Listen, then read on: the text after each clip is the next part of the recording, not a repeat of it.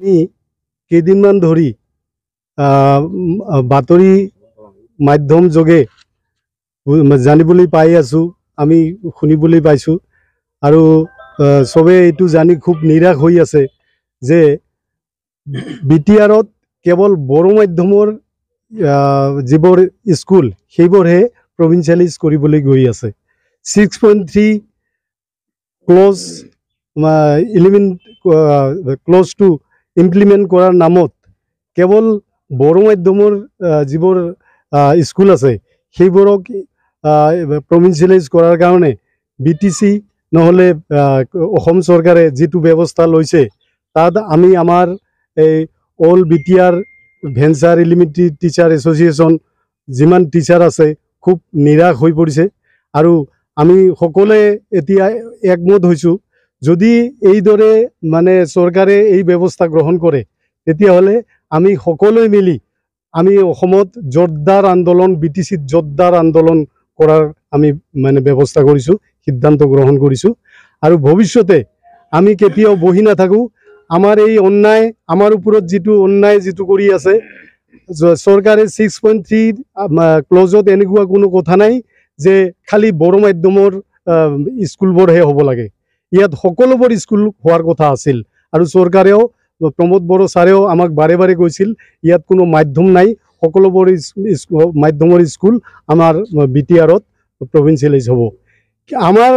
আমি বড়ো মাধ্যমৰ স্কুলবোৰ প্ৰভিঞ্চিয়েলাইজ হওক, আমাৰ তাত কোনো আপত্তি নাই, কিন্তু তাৰ লগে লগে আমাৰ অসমীয়া মাধ্যমৰ স্কুলবোৰক তেওঁলোকে কিয় হিংসা কৰে এইটো মানে খুব অন্যায়ৰ কথা।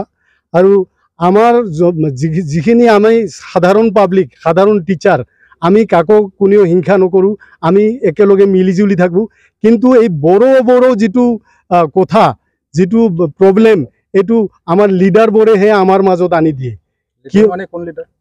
লিডাৰ মানে চৰকাৰ প্ৰমোদ বড়ো চৰকাৰ আৰু হেমন্ত বিশ্ব শৰ্মাৰ যিটো চৰকাৰ, এইটো আমি মিডিয়া যোগে সংবাদ মাধ্যম যোগে বাৰে বাৰে শুনি আছোঁ, নিউজত দিছিল এইবোৰ কথা।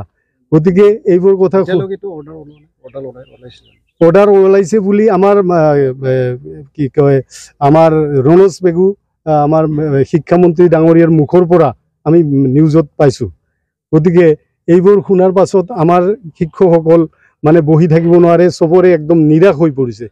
যদি এইটো হয়, ইয়াৰ ভেঞ্চাৰ এলিমেণ্টাৰী টিচাৰ্ছ এছ'চিয়েশ্যনৰ তৰফৰ পৰা সকলো সাংবাদিক বন্ধুসকলক মই আন্তৰিক ধন্যবাদ আৰু শুভেচ্ছা জ্ঞাপন কৰিছোঁ। আৰু এটা বৰ দুখ আৰু পৰিতাপৰ কথা, আমি কেইদিনমান ধৰি ইলেক্ট্ৰনিক মিডিয়াৰ জৰিয়তে আমি এটা কথা গম পাইছোঁ, তাৰ কাৰণে আজি আমাৰ শিক্ষক কৰ্মচাৰীয়ে এটা সংবাদমেল পাতিবলৈ আমি বাধ্য হৈছোঁ। কথাটো এনেকুৱা যে BTR যিটো চুক্তি, এই চুক্তি মতে 6.3 দফা মতে BTR অঞ্চলৰ সৰ্বস্তৰৰ বিদ্যালয়সমূহ প্ৰাদেশিকৰণৰ এটা ব্যৱস্থা আছিলে আৰু আমাৰ এই সংগঠনে বিভিন্ন দিন ধৰি আমি আন্দোলন আমি কৰি আহিছিলোঁ। কেইবাবাৰো আমি BTRৰ শ্ৰী প্ৰমোদ বড়ো ডাঙৰীয়াৰ লগত আমি বহিছোঁ, শিক্ষামন্ত্ৰী মুখ্যমন্ত্ৰীৰ লগত আমি বহিছোঁ। কথা এটাই আছিল যে BTR চুক্তি 6.3 নং দফা অনুযায়ী BTR অঞ্চলৰ কোনো মাধ্যম উল্লেখ নকৰাকৈ সৰ্বস্তৰৰ বিদ্যালয়, সকলো মাধ্যমৰ বিদ্যালয় প্ৰাদেশিকৰণৰ এটা ব্যৱস্থা আছে আৰু সেইমতে হ'ব। কিন্তু 2-3 দিন ধৰি ইলেক্ট্ৰনিক মিডিয়াৰ জৰিয়তে আমি গম পালোঁ যে চৰকাৰে অকল বড়ো মিডিয়ামৰ বিদ্যালয়সমূহে প্ৰাদেশিকৰণ কৰাৰ কাৰণে যাৱতীয় প্ৰস্তুতি সম্পূৰ্ণ কৰিছে বুলি আমি অৱগত হৈছোঁ।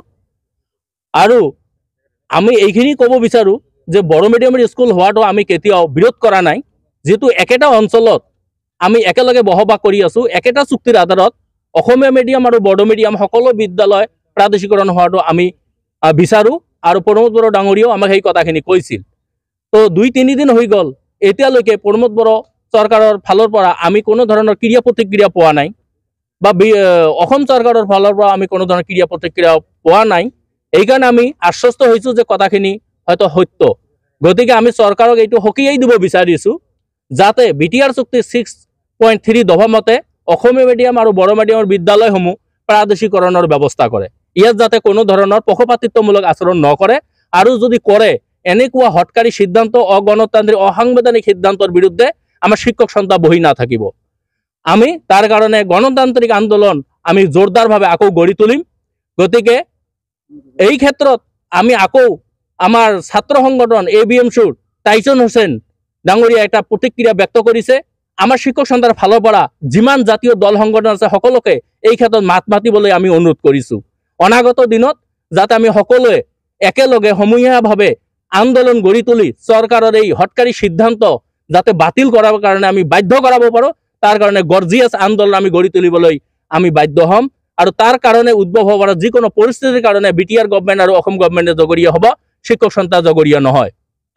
তো এইখিনিত আমি আৰু কৈছোঁ যে যিহেতু আমাৰ ভেঞ্চাৰ বিদ্যালয়সমূহ ইমান দিনে আমাৰ MDM আছিল, মিড ডে মিলৰ ব্যৱস্থা আছিল, এইটো বন্ধ কৰি দিছে। FCFৰ টকা পাইছিলোঁ, টাকা পাইছিলোঁ, ইনফ্ৰাষ্ট্ৰাকচাৰেল গ্ৰাণ্ট পাইছিলোঁ, TLMৰ টকা পাইছিলোঁ, এইখিনিও আমাক বন্ধ কৰি দিছে। গতিকে এতিয়া লাহে লাহে আমাৰ স্কুলত এনৰোলবিলাকো কমি আছে, কাৰণ ভেঞ্চাৰ বিদ্যালয় অকল গৰীব দুখীয়া মানুহৰ ল'ৰা ছোৱালীবিলাককহে পঢ়ায়। গতিকে এনেকুৱা যদি MDM নাথাকে আমাৰ এনৰোল কমি যাব। এনেকৈ শীতল মস্তিষ্কৰে চক্ৰান্তমূলকভাৱে ভেঞ্চাৰ বিদ্যালয়সমূহ ধ্বংস কৰাৰ কাৰণে চৰকাৰে যিটো ষড়যন্ত্ৰ কৰিছে, এই ষড়যন্ত্ৰ অতি শীঘ্ৰে বন্ধ কৰক, নহ'লে আমি বহি নাথাকিম, আমি গণতান্ত্ৰিক আন্দোলন গঢ়ি তুলিম।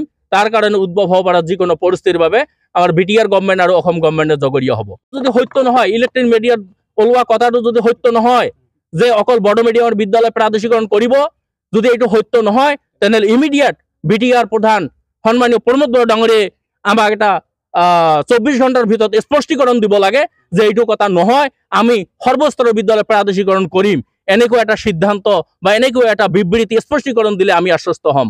অন্যথা আমি আন্দোলন গঢ়ি তুলিম, ইয়াত আমি বহি নাথাকিম।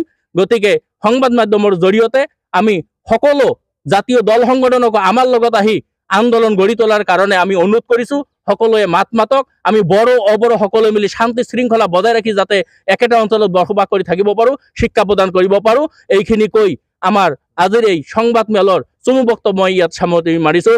ধন্যবাদ।